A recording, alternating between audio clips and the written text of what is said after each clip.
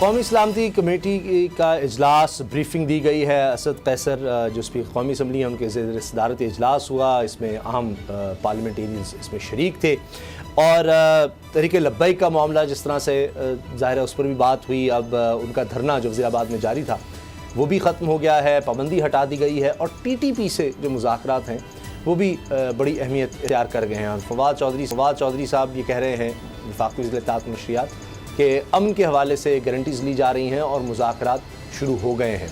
ग़ुलाम नबी साहब, इस वक्त जो मुल्क में सूरत हाल है, आगे में अभी हम देखें तो जिस तरह हमने देखा जी न्यूजीलैंड ने दौरा अपना ख़त्म कर दिया था। अभी देख रहे थे कि आज ये खबर आई कि जी ऑस्ट्रेलिया आ रहा है, अब पाकिस्तान उन्होंने भी यकीन दहानी करवा दी है, वेस्ट इंडीज़ आ रहा है।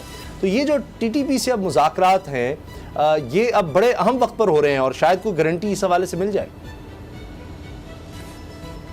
जी, मुज़ाकरात का वक्त तो ज़ाहिर है कि काफ़ी दिनों से आप जानते हैं कि वज़ीर-ए-आज़म इमरान खान साहब ने भी और उससे पहले वज़ीर ख़ारजा शाह महमूद कुरैशी साहब ने भी इस बात का इंदिया दिया था कि कालादम TTP से उनके मुज़ाकरात हो रहे हैं। आप जानते हैं कि उसकी फिर माशरे की जानिब से पूरे पाकिस्तान की तमाम सोसाइटीज़ की जानिब से बड़ी रिजेंटमेंट भी आई थी और आज भी इस इजलास में ये बात की गई है कि मुज़ाकरात किए जा रहे हैं और जारी हैं और जो अमायदीन जिन इलाकों में नुकसान हुआ है, जहाँ पे ये जंग जारी रही, उनके लोगों से भी बातचीत जारी है। उनसे भी पूछा जा रहा है कि वो क्या मशवरा देते हैं इस हवाले से आगे। मुख्तलिफ़ अखबारात में भी आज ख़बरें छपी हैं कि काफ़ी हद तक जो है बातचीत कर ली गई है।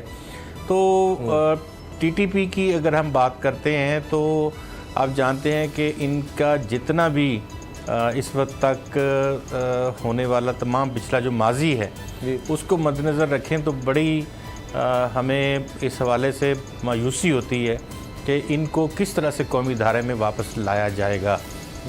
और अगर जो हमारी मुसल्लह अफ़वाज ने, हमारी फोर्सेस ने जो कुर्बानियाँ दी हैं, उन कुर्बानियों के तनाज़ुर में हम इनके बहुत से ग्रुप हैं, तो क्या हम सारे ग्रुप्स को वापस लाएंगे कौमी धारे में? क्या वो किस यहाँ पे किस तरह का किरदार अदा करेंगे? मरकज़ी इनकी ज़मानत कौन देगा?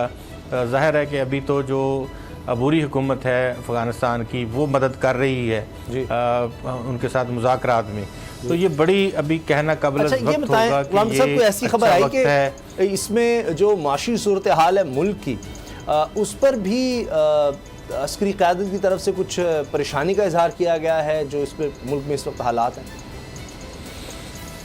जी बिल्कुल, ये जो इजलास था इस इजलास में इसके ऊपर भी बातचीत हुई है। मुआशी सरगर्मियों के हवाले से मुल्क की मौजूदा मुआशी सूरत हाल, इक़्तिसादी इशारिये, मुल्क में चीनी आटे के बहरान, ये तमाम बातें जो हैं उसके ऊपर बातचीत हुई। आप जानते हैं कि जब अपोजिशन भी हो, हुकूमत भी हो, पार्लियामेंटेरियंस मौजूद हों तो फिर माहौल जो है वो खुशगवार ही होता है और तमाम लोग आपस में मिलजुल के बात करते हैं।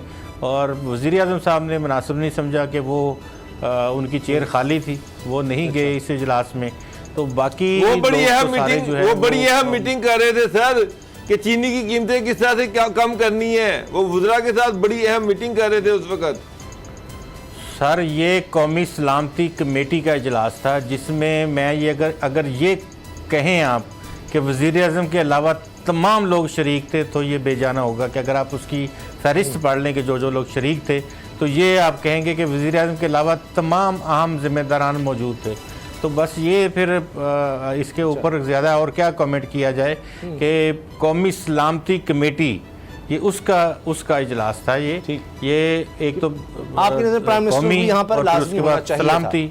अच्छा, इसमें पहले भी हमने देखा है बाबर साहब की लेकिन वो उनकी प्रायोरिटीज़ हैं, शायद वो अब वज़ीर-ए-आज़म साहब की प्रायोरिटीज़ हैं। पहले भी मुझे याद है गिलगित बल्तिस्तान के हवाले से चीज़ प्रायोरिटी होगी, लेकिन वहाँ पे कौमी सलामती के इशूज़ जो थे, देखिए कश्मीर की जो सूरत हाल है और जो अफ़गानिस्तान की सूरत हाल है, अफ़गानिस्तान के बाद जो हमारे ये TTP वाला मामला है इस पे, और फिर उसके बाद जो वाइंड अप था उसमें मल्टीपल जो इश्यूज़ हैं, जो दाखिली सलामती को इश्यूज़ हैं, मईशत को इश्यूज़ हैं, उनके ऊपर भी सेर हासिल बहस की गई है और बात की गई है। बड़ी फ्रेंडली गपशप थी तमाम अतराफ़ से। चले, अच्छी बात है। बाबर साहब, जो तहरीक लब्बैक वाला मामला है वो आप समझते हैं बड़ी खुशनसीबी से हल हो गया है? अगरचे काबीना के भी कहा जा रहा है कुछ अरकान को कुछ तहफ़्फ़ुज़ात ज़रूर थे, लेकिन एक कम अज़ कम एक चीज़ काफ़ी बेहतर तरीके से हल की तरफ चलेगी और यकीनन इस इजलास में, कौमी सलामती कमेटी के इजलास में ये बात भी हुई। उसामा साहब, कैबिनेट की 2 मीटिंग्स हुई। जो जब प्राइम मिनिस्टर जब सऊदी अरब से वापस आए तो आते सारी अगले दिन उन्होंने कैबिनेट की एक मीटिंग की। उसमें उन्होंने बड़ा सख्त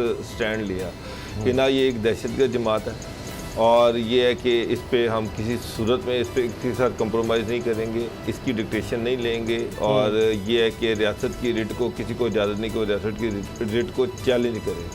उसके बाद फवाद चौधरी साहब ने जो प्रेस कॉन्फ्रेंस की, उसके बाद उसकी लैंग्वेज आप चेक कर लें, बड़ी सख्त लैंग्वेज थी कि जनाब इनको पता नहीं चलेगा कि इनके साथ क्या होगा। लाल मस्जिद को वालों को हमने सीधा कर दिया, हमने जनाब TTP को सीधा कर दिया, हमने अलकायदा को ख़त्म कर दिया। तो ये क्या चीज़ है?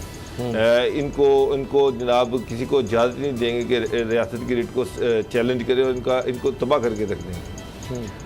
उसके 6 दिन के बाद जनाब एक और कैबिनेट मीटिंग होती है, उसमें सारा कुछ ही सरेंडर कर दिया जाता है। उसमें कहा जाता है कि नहीं जनाब ये हमारे अपने लोग हैं और इनके साथ हमने डायलॉग करने हैं। उसके बाद ये है कि जनाब इन्होंने पिछले महीने जब इन्होंने लॉन्ग मार्च स्टार्ट किया लाहौर से, तो आज से 2 हफ्ते पहले शेख रशीद ने यहाँ पर लाहौर में उनके साथ डायलॉग किए। यही शर्तें थी, कोई नई शर्त नहीं थी, कोई नई कंडीशन नहीं थी।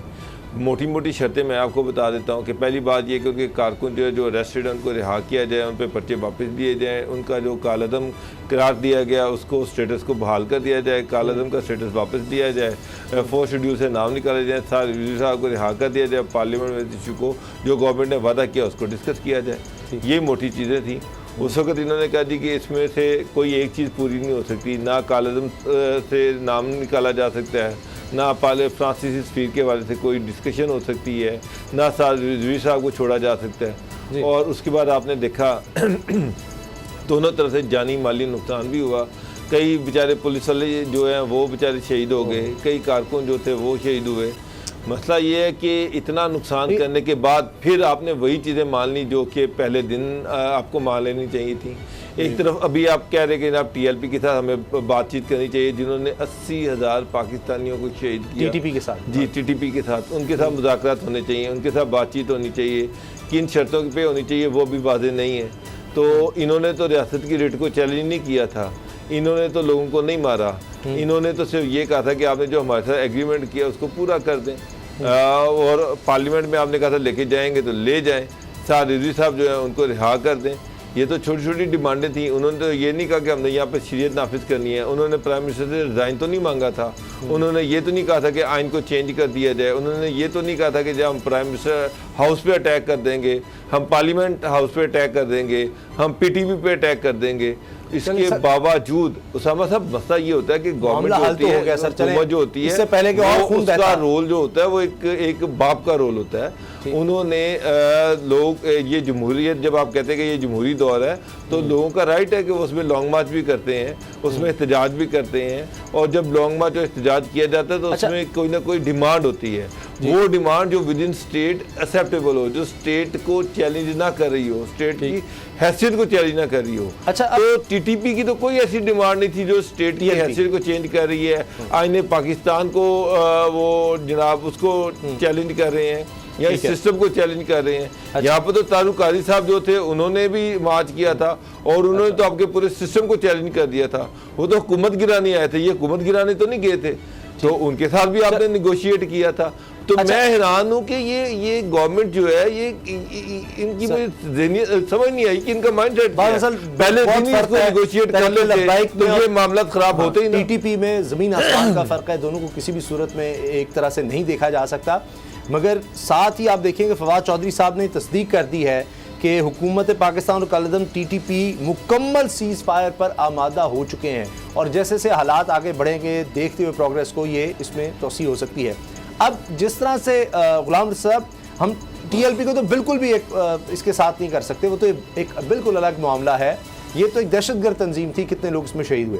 तो लगता यह है कि हुकूमत एक चांस ये ले रही है, आपको लगता है कि ये देर पा होगा ये, क्योंकि इस दफ़ा अब इसमें सहूलत कर रहा है यानी जो इस वक्त अफगानिस्तान में हुकूमत है तालिबान की, तो वो एक तरह से गारंटर भी होंगे। ये भी खबरें आई हैं कि अगर अमन ना हुआ या TTP ने मुआहदों की पासदारी ना की तो फिर अफगान तालिबान के खिलाफ एक्शन लेंगे। पाकिस्तान आज समझ ले या कल को समझ ले, बात ये है कि ये वो लोग हैं जो रॉ और इंडियन एजेंडे के ऊपर कार फरमा थे। इनकी तमाम की तमाम जो हमें बड़ी बड़ी ब्रीफिंग्स ISPR में दी गई, उसमें बताया गया, दिखाया गया कि काबुल की कौन सी एम्बेसी से कितने डॉलर्स इनको दिए जाते थे और ये कार्रवाइयाँ करते थे पाकिस्तान में, पाकिस्तान की इंसर्जेंसी अफ़गानिस्तान बलूचिस्तान में करने के लिए कहाँ कहाँ पे इन्होंने क्या क्या चीज़ें इस्तेमाल की, कराची में मुख्तलिफ़ वाक़यात के लिए, मुल्क के दीगर शहरों में वाक़यात के लिए। ये तमाम एक हिस्ट्री है और बड़ी तलख़ है। और अगर इर्रेलेवेंट हुआ है अफ़गानिस्तान से, खित्ते से भारत, तो वो पाकिस्तान की इस वक्त तक की ये बड़ी कामयाबी थी। लेकिन मैं ये समझता हूँ अपने एक तालिब इल्म की हैसियत से, ब्रेक है, अगर भारत के सरकर्दा ये लोग हैं और इनसे आप सुलह करते हैं, तो आप ये समझें कि आप भारत को एक मौका और दे रहे हैं कि अफ़गानिस्तान में और आपको दोबारा हिट करें। सब्सक्राइब करें और बेल दबाएं ताकि कोई खबर रह न जाए।